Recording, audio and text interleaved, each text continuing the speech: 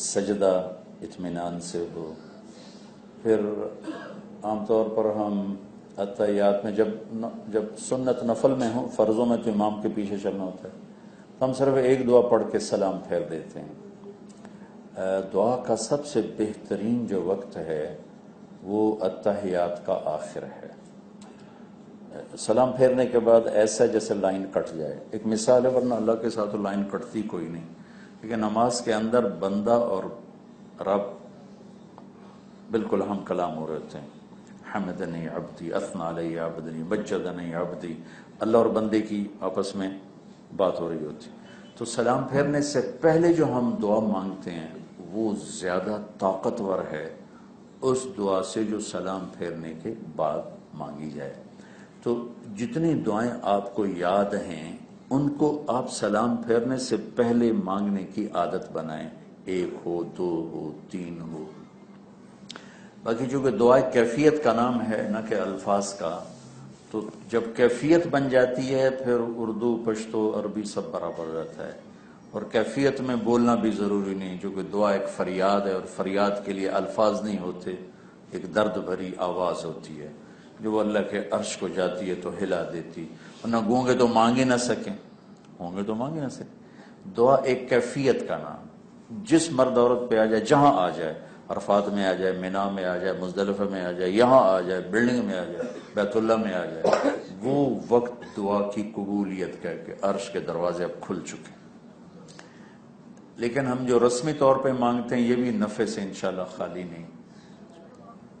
لیکن دعا کی اصل جو روح ہے وہ کیفیت ہے، فقر والی، سوال والی اور آہوزاری والی، جس کی بھی ہو جائے. اور سبحان اللہ، اللہ پہ صدقے جائیں. اللہ کو پتا تھا میرے سارے بندے تو نیک نہیں ہوں گے اور مانگنا سب نے اسی سے، تو اس نے یہ نہیں کہا تقوی ہوگا تو دعا قبول کروں گا، نمازیں پڑھو گے تو دعا قبول کروں گا. کہا ایک کام کر لو قبول کر لوں گا، ایک جو بھی کر لو، بے نمازی کر لے، نمازی کر لے. امن یجیب المضطر اذا دعا، بے قرار ہو کے مانگو قبول ہو جائے، بے قرار ہو کے مانگو قبول، جو مرضی جیسا بھی ہے. اس کو پتا ہے میرے وقلیل من عبادی الشکور، انہوں نے خود کہا تھوڑے بندے میرے شکر گزار ہوتے. لیکن دعا کی قبولیت کے کبھی تم تھوڑا سا رو کے دکھا دو، بس کام ہو جائے گا، تم کام بن جائے گا. تو نماز کو اطمینان سے پڑھا جائے، تلاوت کے لیے وقت نکالا جائے. اب ہم ایک معاشرہ، ایک ماحول اور ایک خاندان بن چکے ہیں، تو کوئی اونچ نیچ ہو تو برداشت کیا جائے، کوئی کمی بیشی ہو چپ کر جائیں، سہ جائیں، پی جائیں. اس کو مینا میں بڑے غصے ہو رہے ہوتے ہیں، میرا بستر ٹھیک نہیں، میری جگہ ٹھیک نہیں. تو یہ چیزیں پیش آنے والی ہوتی ہیں. جب ہوٹل جاتے ہیں، میرا کمرہ ٹھیک نہیں، مجھے ادھر دے دیا، اس کو ادھر دے دیا. تو اگر ان سب چیزوں کو ہم برداشت کر کے گزر جائیں گے انشاءاللہ ہمیں بہت فائدہ ہوگا. ہمارا یہ سفر بہت قیمتی سفر بنے گا. تو اب ہم ایک خاندان ہیں، آپس میں کوئی کسی سے اونچ نیچ ہو جائے تو دوسرا اس کو برداشت کر لے، اس کو سہ جائے، درگزر کر جائے، معاف کر دے، الٹا اس سے معافی مانگ لے، بھائی میں آپ کے لیے تکلیف کا سبب بنا، مجھے معاف کر دو. تو انشاءاللہ اللہ کو یہ بات بہت پسند آئے گی، بہت پسند ہے. حج کی پہلی بنیاد آدم علیہ السلام نے رکھی تھی توبہ پر، ربنا ظلمنا انفسنا وَإِن لَّمْ تَغْفِرْ لَنَا وَتَرْحَمْنَا لَنَكُونَنَّ مِنَ الْخَاسِرِينَ. یہاں سارے گناہوں سے توبہ کر کے جاؤ. اور میرے اللہ بھی کہتا ہے اتنے لے کر آؤ جتنے بارش کے قطرے، جتنے ریت کے ذرے، جتنے درختوں کے پتے، اتنے لے کر آؤ، ساری معاف کر دوں گا. توبہ کرو، ساری معاف کر دوں گا. شیطان سب سے زیادہ حقیر ہوتا ہے عرفات کے دن، اس سے زیادہ حقیر اور کہیں نہیں ہوتا. اور اگر ہو جائے تو پھر توبہ کر لو، جب ہو توبہ کرو، جب ہو توبہ کرو، اللہ معاف کرنے والا. گناہ پہ باقی رہنا ہلاکت ہے. گناہ ہو جانا کوئی بڑی بات نہیں، گناہ پہ باقی رہنا ہلاکت. اور گناہ ہو جانے پر توبہ کریں گے تو اللہ سب معاف فرمائے گا. تو دوسرا ہم سے کہتا ہے کبیرہ گناہوں سے بچ. اچھا، ایک گناہ ایسا ہے جس کی طرف لوگوں کا دھیان نہیں جاتا، لیکن وہ بھی اللہ کی نظروں سے آدمی کو اتنا ہی گراتا ہے جتنا زنا، شراب، جوا گراتا. وہ ہے کسی کو حقیر جاننا، کسی کو حقیر جاننا، کسی کو حقارت کی نظر سے دیکھنا، اس کی کسی برائی کی وجہ سے یا اس کسی بھی وجہ سے کسی کو حقیر جاننا۔ شیطان نے اللہ سے کہا تھا میں 4 راستوں سے حملہ کروں گا، من بین ایدیہم ومن خلفہم وعن ایمانہم وعن شمائلہم، آگے سے آؤں گا، پیچھے سے آؤں گا، دائیں طرف سے آؤں گا، بائیں طرف سے آؤں گا، اور تیرے بندوں پہ حملہ کروں گا، کوئی تجھ تک آئے گا۔ آگے سے آنے کا مفسرین نے کیا مطلب بتایا کہ آگے آخرت ہے، ان سے کہوں گا آخرت ہے ہی کوئی نہیں، تو ایک بہت بڑا طبقہ میری بات مان جائے گا، جو جن پر یہ وار خطا ہو جائے گا ان کو پیچھے سے پکڑوں گا۔ پیچھے سے کیا مطلب ہے؟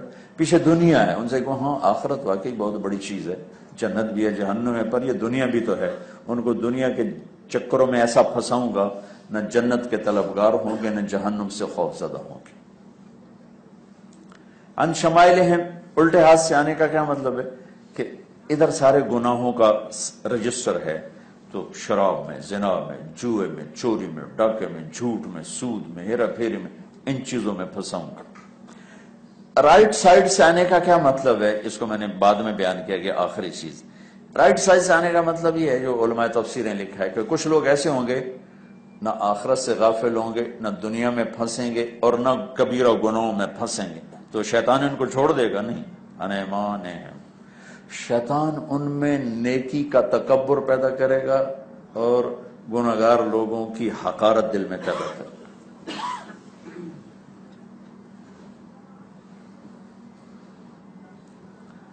96 میں ہم نے نا فلمی اداکارائن ان میں ہماری جماعت کو حکم ملا، ہم نے ان میں کام شروع کیا، تو اللہ تعالیٰ نے بڑے نتیجے دیے۔ تو ایک لڑکی ڈانسر تھی، وہ حج کے لیے تیار ہو گئی، وہ ہمارے ساتھ اس نے حج کیا۔ تو عرفات میں ہم پہنچے تو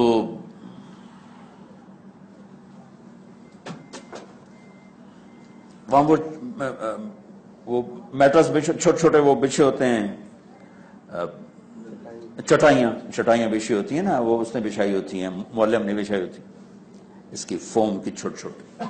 تو وہ لڑکی بھی جا کر ایک اس میٹرس پر بیٹھی، تو وہاں پہلے سے چند خواتین بیٹھی تھی، انہوں نے اس کو اتنا ذلیل اور بےعزت کیا کہ تیری جرت کیسے ہو یہاں بیٹھنے کی، اٹھ جا یہاں سے، تو کنجری، تو طوائف، تو یہ تو وہ۔ اس بیچاری کا سارا حج انہوں نے برباد کر دیا، اس کا رو رو رو برا حال ہو گیا۔ کتنے دن پھر مجھے لگے اس کو تسلی دینے، سمجھانے کہ ہم تو آتے یہاں اس لیے ہیں کہ اللہ معاف کرے، یہاں کون سا اللہ تعالیٰ نے بیریئر لگایا ہوا ہے کہ صرف نیک یہاں تو آنا ہی بدکاروں نے اپنے گناہ معاف کروانے کے لیے۔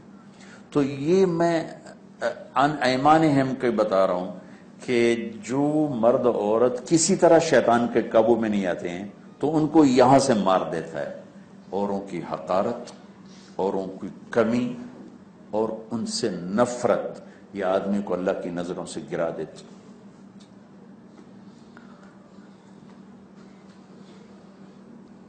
تو یہ ایک بہت بڑا جرم ہے جس کی طرف عام طور پہ بھائیو توجہ نہیں۔ یہ سود خور ہے، یہ حرامی ہے، یہ فلانا ہے، یہ چور ہے، یہ ڈاکو ہے، یہ شراب کے اڈے چلاتا ہے، یہ جوئے کے اڈے چلاتا ہے۔ کیا پتہ کل توبہ کر لے اور میں کسی بات پہ پکڑا جاؤں، الٹا ہو جاؤں۔ مجدد الف ثانی رحمت اللہ علیہ بہت بڑی ہستی ہیں جنہوں نے اکبر کے دین الہی کے رد میں ایک بہت خوبصورت محنت کی جس سے وہ مٹ گیا۔ تو ان کے خطوط ہمارے استاد پڑھ رہے تھے فارسی میں، تو اس میں تو اپنے آپ کو فرنگی کافر سے بھی برا سمجھو۔ تو میں نے استاد جی سے پوچھا اس کا کیا مطلب کہ اپنے آپ کو کافر سے بھی برا سمجھو؟ تو استاد محترم نے فرمایا انجام کے اعتبار سے کہ آج یہ کافر ہے، ممکن ہے کل اللہ اس کو ایمان دے دے، اور آج یہ مسلمان ہے، ممکن ہے کل اس کا ایمان سلب ہو جائے۔ تو اس لیے ہر وقت یہ کیفیت ہو میں سب سے برا ہوں، مجھ سے سارے ہی اچھے۔ وہ ابوبکر شبلی والی بات کہ میں یہ سمجھتا ہوں کہ میں سب سے برا انسان ہوں۔ بھائیو بہنوں، یہ ایک بہت اہم بات بتا رہا ہوں، اللہ کے واسطے کبھی کسی کی کمی کی وجہ سے اسے حقیر نہ جانیں، نہ کوئی ایسا بولیں جس سے اس کی حقارت یا اس کی توہین یا تذلیل ہو۔ ہر بندہ میرے اللہ کی صنعت اور کاریگری ہے۔ میرے ہاتھ کی بنی چیز کو آپ برا کہو گے تو مجھے اچھا نہیں لگے گا۔ یونس علیہ السلام جلدی چلے گئے نا، عذاب آ رہا اور چلے گئے، وہ تو انہوں نے توبہ کر لی۔ جب اللہ نے مچھلی سے نکالا اور تھوڑا کرا کے بھیجا تو راستے میں کمہار گھڑے بنا رہا تھا، گھڑے، تو اللہ تعالیٰ نے کہا یونس اس سے کہو یہ 2-4 گھڑے توڑ دے۔ تو یونس علیہ السلام نے اسے کہا ارے بھائی یہ تو 2-4 گھڑے توڑ دے۔ وہ کہنے لگا واہ، اپنے ہاتھوں سے بنا کے توڑ دوں، کیسی بات کرتے ہو؟ کہ اللہ یہ تو یہ کہہ رہا ہے۔ تو اللہ نے کہا یونس تو مجھ سے میرے ہاتھوں کے بندے مروانا چاہتا تھا، میرے ہاتھوں کے بنے ہوئے بندوں کو تو عذاب سنا کے چلا گیا، میں تو رحمت ہی رحمت ہوں، رحمت ہی رحمت۔ بھائیو اللہ کے واسطے، اللہ کے واسطے کسی کی حقارت کو دل میں نہ جگہ دینا، بہت خوفناک چیز ہے۔ یہ شراب زنا سے زیادہ خوفناک چیز ہے، چونکہ شراب پینے والا کہتا ہے گناہگار۔